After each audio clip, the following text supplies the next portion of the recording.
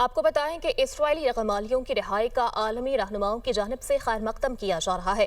You N کی general assembly کی secretary general Antonio گوئٹرس نے کہا کہ میں تمام فریقین پر زور دیتا ہوں کہ وہ غزہ میں ڈراونے خواب کا خاتمہ کریں اور معاہدے کے تحت اپنے وعدوں کا احترام کریں۔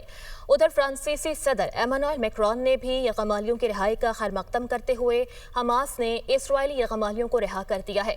غزہ میں امن قائم ہو رہا ہے۔ فرانس جنگ بندی معاہدے میں امریکہ کے ساتھ کھڑا ہے۔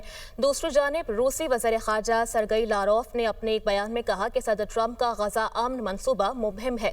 منصوبے میں یرغمالیوں کی رہائی سے متعلق تو بات ہے، لیکن فلسطین کے دو ریاستی حل سے متعلق منصوبے میں واضح نہیں بتایا گیا۔ آپ کو بتائیں کہ اسرائیلی یرغمالیوں کی رہائی کا عالمی رہنماؤں کی جانب سے خیر مقدم کیا جا رہا ہے۔ یو این کی جنرل اسمبلی کی سیکرٹری جنرل انتونیو گوئٹرس نے کہا کہ میں تمام فریقین پر زور دیتا ہوں کہ وہ غزہ میں ڈراونے خواب کا خاتمہ کریں اور معاہدے کے تحت اپنے وعدوں کا احترام کریں۔ ادھر فرانسیسی صدر ایمانوئل میکرون نے بھی یرغمالیوں کی رہائی کا خیر مقدم کرتے ہوئے حماس نے اسرائیلی یرغمالیوں کو رہا کر دیا ہے۔ غزہ میں امن قائم ہو رہا ہے۔ فرانس جنگ بندی معاہدے میں امریکہ کے ساتھ کھڑا ہے۔ دوسری جانب روسی وزیر خارجہ سرگئی لاروف نے اپنے ایک بیان میں کہا کہ صدر ٹرمپ کا غزہ امن منصوبہ مبہم ہے۔